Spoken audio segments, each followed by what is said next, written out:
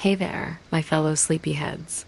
It's me, and today's story is all about chaos, so let's get into it.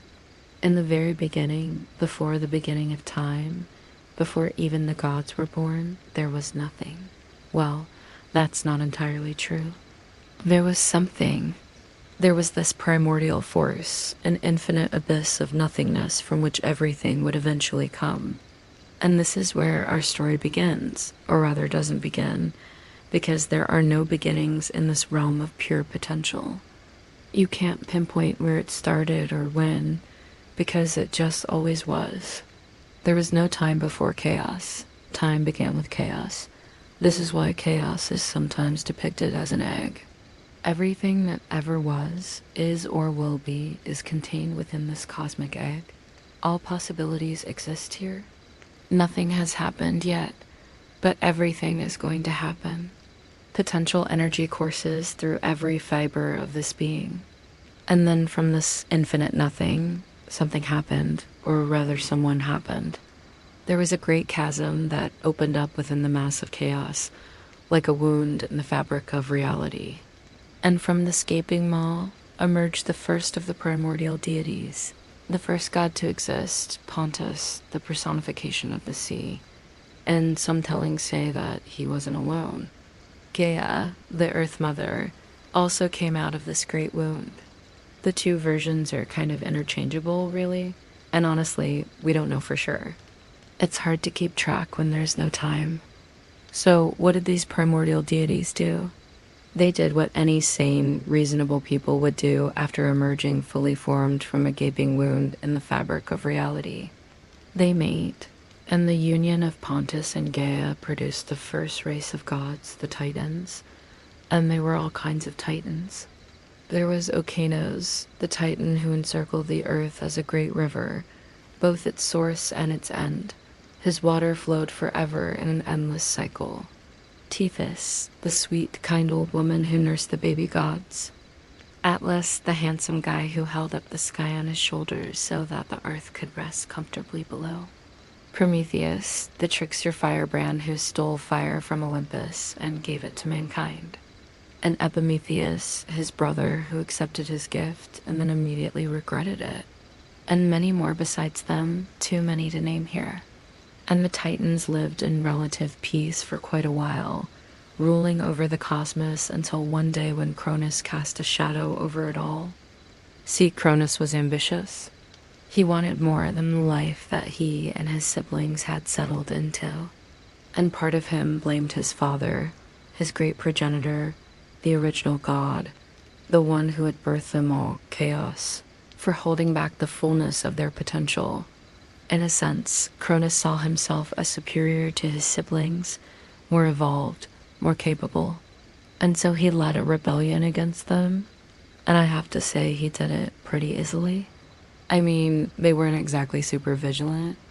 For instance, one version says that Uranus kept accidentally stabbing himself in the jump because he didn't realize that his own adamantite genitals were actually made out of swords. So, needless to say, they weren't exactly prepared for Cronus's attack. Still, it was a long and arduous war. The earth ran red with ichor, the blood of the gods, and mountains split and cracked under the weight of their attacks.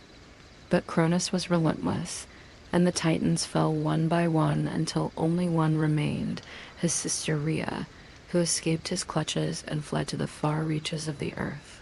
And Cronus, victorious, claimed the cosmos for himself. He became the new king of the universe, the supreme ruler of everything. At least that was how it seemed.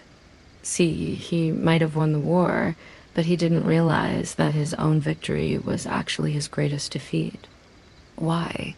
Well, hold on to your bedsheets, my little stardust dreams, because it's time for a prophecy.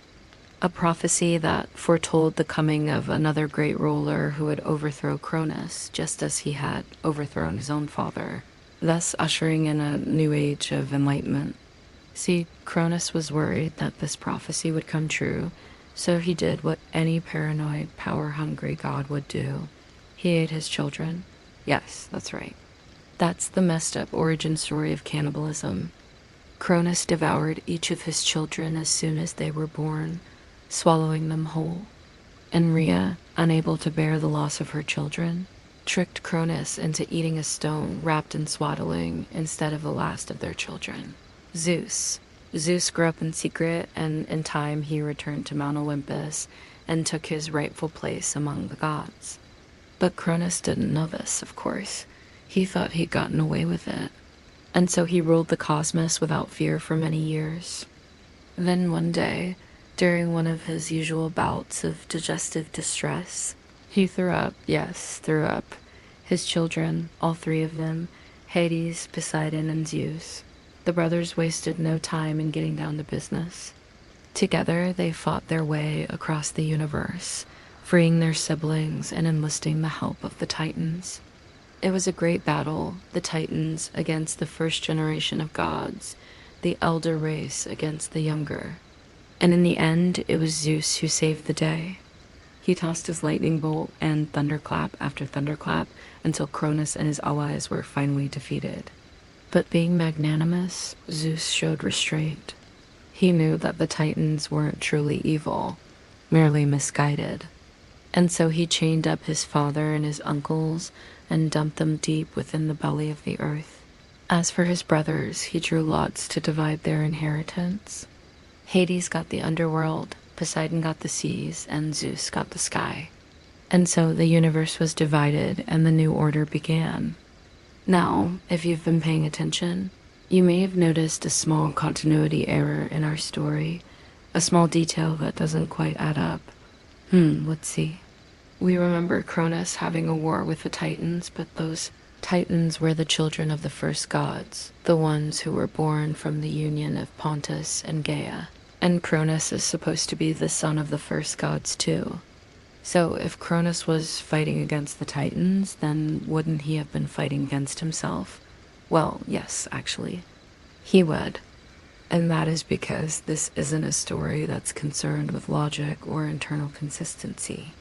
It's a story that's concerned with meaning. You see, the Greeks weren't trying to explain how the world worked. They already knew how the world worked. Their cosmology wasn't a scientific treatise, it was a spiritual one.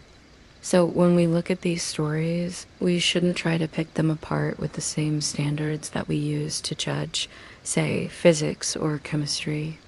Instead, we should ask what the Greeks were trying to accomplish with these stories. What deeper truths were they trying to express? And in asking this, I think we can see that these stories contain profound truths about the human condition. We see the evolution of consciousness, the progression of souls from lower to higher states of awareness. We watch the Titans stumble and fall as they struggle to understand their nature, their place in the universe. And we cheer as Zeus rises to lead them out of darkness and into light. And of course, this is just one interpretation. There are as many interpretations as there are people to interpret these myths. That's what makes studying mythology so fascinating. It's like a Rorschach test for armchair theologians, if you will. And speaking of armchair theologians, now it's time for me to take my leave. I hope you enjoyed this episode of Suze's narration for Sleepyheads. If you did, please make sure to leave a like and a comment down below, letting me know what you thought. Also subscribe to this channel to stay updated on all things Greek mythology. Until next time, my little stardust dreams, remember, the cosmos is within your grasp. Just reach out and grab it. Sweet dreams.